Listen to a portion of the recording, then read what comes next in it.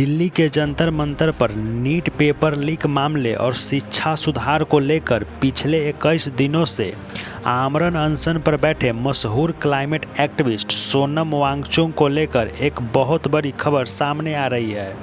शनिवार सुबह दिल्ली पुलिस द्वारा जबरन धरना स्थल से उठाकर सफदरजंग अस्पताल में भर्ती कराए जाने के बाद अब अस्पताल प्रशासन ने उनका पहला आधिकारिक हेल्थ बुलेटिन जारी कर दिया है। रविवार को डॉक्टरों ने बताया कि सोनम वांगचुक की हालत फिलहाल स्थिर है, हालांकि उनके ब्लड पैरामीटर्स में मामूली बदलाव देखा गया है। किसी भी तरह की अनहोनी या स्वास्थ्य संबंधी जटिलताओं से बचने के लिए डॉक्टर की एक विशेष टीम 24 घंटे उन पर कड़ी निगरानी रख रही है। लेकिन इस बीच पूरे मामले ने एक और नया कानूनी और राजनीतिक मोड़ ले लिया है, क्योंकि सोनम वांगचुक की पत्नी ने सरकार और पुलिस की इस कार्रवाई के खिलाफ सीधे दिल्ली हाई कोर्ट में दरवाज़ा खटखटाया था।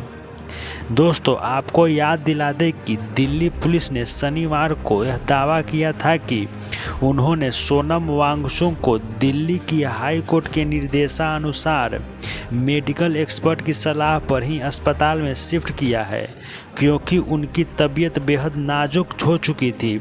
लेकिन अब सोनम वांगचुक की पत्नी डॉक्टर गीतांजलि आगमोह ने नई दिल्ली के हाई कोर्ट में याचिका दायर कर पुलिस के इस दावे को सिरे से खारिज कर दिया। याचिका में आरोप लगाया गया कि सोनम वांगचुक को उनकी इच्छा के खिलाफ इलाज के बहाने इस सरकारी अस्पताल में बंधक बनाकर या जबरन रखा जा रहा है। उन्होंने हाई कोर्ट में मांग की है कि सोनम वांगचुक की सफदरजंग अस्पताल से हटाकर किसी प्राइवेट मेडिकल फैसिलिटी यानी निजी अस्पताल में शिफ्ट कराने की इजाज़त दी जाए। उनका कहना है कि दिल्ली हाई कोर्ट ने कभी भी वांगचुक को जबरन अस्पताल में भर्ती करने का आदेश नहीं दिया था। कोर्ट ने सिर्फ उनके स्वास्थ्य से नियमित निगरानी करने की बात कही थी। ऐसे में पुलिस हाई कोर्ट के कंधे पर बंदूक रखकर यह मनमानी कार्रवाई कर रही है। अस्पताल के बाहर मीडिया से बात करते हुए सोनम वांगचुक की पत्नी ने सरकारी डॉक्टरों की रिपोर्ट्स पर भी गंभीर सवाल खड़े किए। उनका कहना है कि अस्पताल प्रशासन ने उन्हें वांगचुक की मेडिकल रिपोर्ट सौंपने से इनकार कर रहा है। डॉक्टर का दावा यह भी है कि वांगचुक का पोटासियम लेवल गिरकर 2.9 हो गया है, जबकि एक दिन पहले ही यह 4.3 था, जो कि अचानक इतना कम होना नामुमकिन है। इसी वजह से परिवार अब बाहर किसी प्राइवेट लैब से इन टेस्ट की क्रॉस चेकिंग करवा रहा है। उन्होंने साफ किया कि सोनम वांगचुक अभी भी अपने अनशन पर अडिग है। वे कोई दवाई, इलेक्ट्रोलाइट्स या शुगर नहीं ले रहे हैं, बल्कि सिर्फ नमक और पानी का ही सेवन कर रहे हैं।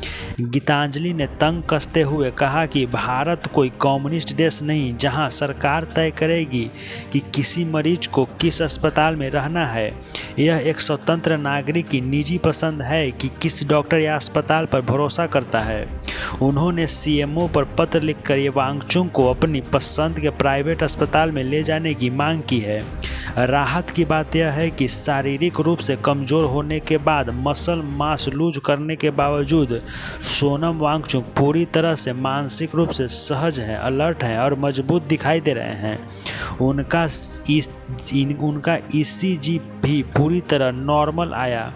आपको बता दें कि जंतर मंतर पर कॉकरोच जनता पार्टी द्वारा 6 जून को देश में शिक्षा मंत्री धर्मेंद्र प्रधान की इस्तीफा और नीट परीक्षा में बड़े सुधार को लेकर आंदोलन चलाया जा रहा है, जिसमें 28 जून से सोनम वांगचुक की अनिश्चितकाल भूख हड़ताल पर शामिल हुए थे।